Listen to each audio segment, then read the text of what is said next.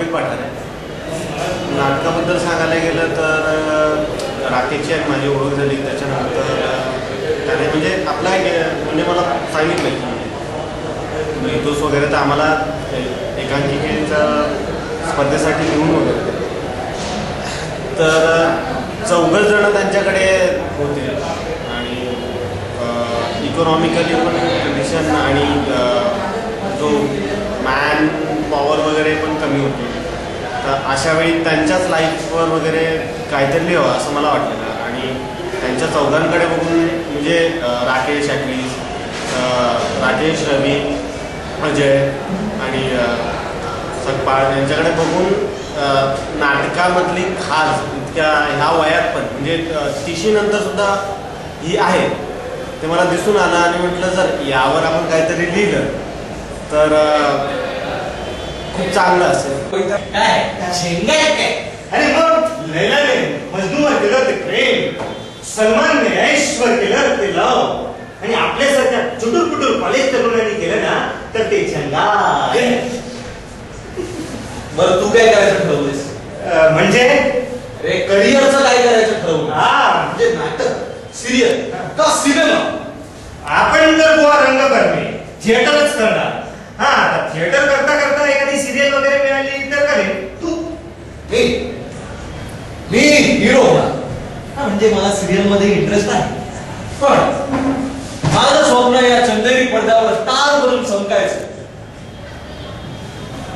आता तात्पुरतं serial TV जे काय मिळेल ते चालेल, पण मला या चंदेरी पडद्याचा बेताज बादशाह व्हायचं. काय होणार? तुझं तर जय केला मोठा इंडस्ट्री, तुझं नातेवाईकच सिरियल वाले. काय बोललास? नाही म्हणजे तुझं आपलं एक बरं रे, तू नातेवाईकांच्या ओळखीने जाशील पुढे, पण आपलं कसं नाही यार. आमच्या घरच्यांचा आणि नाटक सिनेमाचा दूर दूरपर्यंत संबंध नाही. म्हणून सगळे म्हणतात सम्या नाटकाला नाच सोड. पण मला त्यांना या क्षेत्रात सक्सेसफुल होऊन दाखवायचंय. मला पण माझ्या मॉम आणि डॅडला याच फील्ड मध्ये सक्सेसफुल होऊन दाखवायचं आणि स्वतःच्या टॅलेंटवर.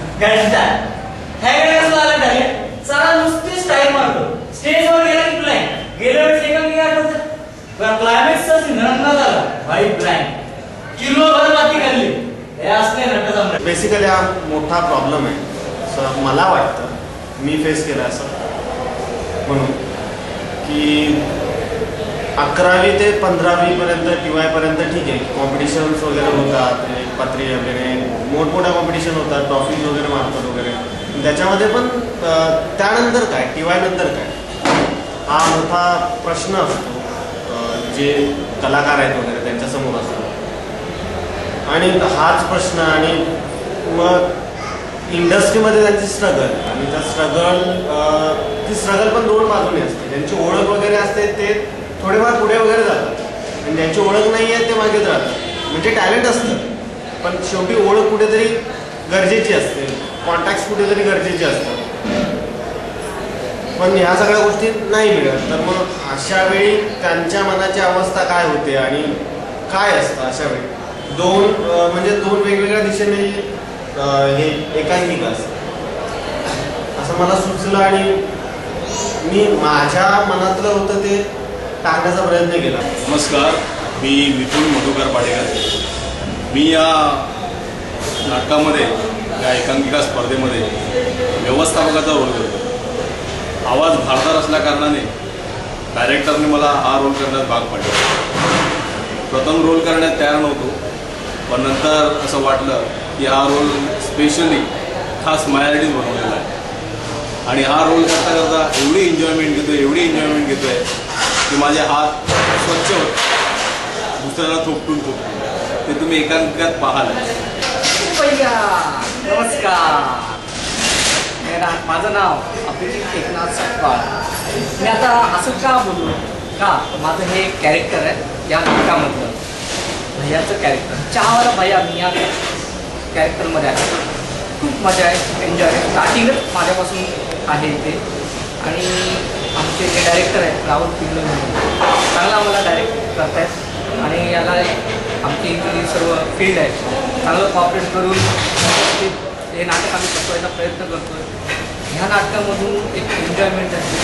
एक ॲक्च्युली हे थोडंसं सॅड पद्धतीचं नाटक होतं, पण ह्याला आपल्या डायरेक्टरने थोडंसं फिरवून लोकांपर्यंत कॉमिक कसं जाईल आणि त्याच्यातून कॉमिकमधून ते लोकांपर्यंत कसं पोहोचेल असा प्रयत्न केला त्यांनी. भाषा में समझा है तो ही समझ में आता है का? अभी नहीं, सुबह आया था 2-4 दोस्तों के साथ. अच्छा इधर अरे काय बोला ना तो बोल गया. भैया तुझ्या आईचं बोल रे, मराठी चायला बोललो मी. अच्छा. अरे 7चा टाइम दिला होता या अंड्याला, 7:30 झाले तरी अजून याचा पत्ता नाही. हाय, मी निलेश साळके. मी लखलख चंदेरी या नाटकामध्ये एक छोटासा रोल करतो.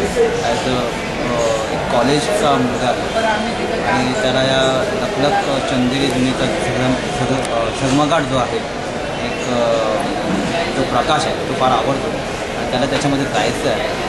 पण ज्यावेळेस त्याला वास्तव्याचं दर्शन होतं त्यावेळी नेमकं रंगभूमी आणि रंगभूमीचं वास्तव त्याच्या मागचा अंधार जेव्हा त्याला कळतं त्यावेळेस तो भानावर येतो. तर अशी एक छोटीशी भूमिका या लखलख चंदेरीच्या नाटकामध्ये मी करतो. नाटक अतिशय सुंदर आहे, जेवढं सिरियस आहे तेवढंच विनोदीही आहे आणि त्याच्यामध्ये नवयुवक किंवा नवीन जे तरुण आहेत त्यांना या नाट्यक्षेत्राचा फार आकर्षण आहे. नुसतं नाट्यक्षेत्राचं नाही तर चित्रपटाचं म्हणा किंवा एक वलय जे असते जे आपल्याला हवं असतं नामांकित वलय, त्याच्या बाबतीत थोडंसं एक विचार करायला लावणारी एकांकिका आणि ती नक्कीच दिग्दर्शकांनी आणि लेखकांनी तेवढ्याच चांगल्या पद्धतीने फुलवली आणि यामध्ये काम करणारे सगळे कमीत कमी 7 ते 8 कलाकार खूपच तन्मयतेने आणि तेवढ्याच चांगल्या पद्धतीने उभारते आणि चांगला प्रयत्न आहे दिग्दर्शकाचा आणि आम्ही सर्व कलाकारांचा. फक्त आता एवढंच बघायचं आहे की फायनल कसा काय टच होतो तो. बस, थँक्स. सर सर सर आपण नाटकामध्ये काम करता ना? मी तुमचे नाटक पाहिले, फार छान ऍक्टिंग करता तुम्ही. थँक्स. सर मला पण या क्षेत्रामध्ये करिअर करायचं आहे. म्हणजे कॉलेजमध्ये लोक सांगतात की मी फार छान कलाकार आहे म्हणून आणि मी एकांकिका स्पर्धेनंतर बक्षीस सुद्धा मिळवले. अरे वा, फार छान. सर मला तुमची गाईडलाईन होती. दर्शन देतो ना, मार्गदर्शन. काय नाव काय तुझं? माझं नाव निर्माण सावळे. जे काय तुझं नाव असेल ते. तुला नाटकात करिअर करायचंय ना? कर. पण मला सांग, तुझ्या घरची परिस्थिती कशी आहे? तुला घरच्यांचा सपोर्ट आहे का? घरची परिस्थिती तशी बेताचीच आहे सर आणि मुळात त्यांचा सपोर्ट पण नाही. मुळात म्हणजे नाटक म्हणजे काय हे त्यांना कळतच नाही.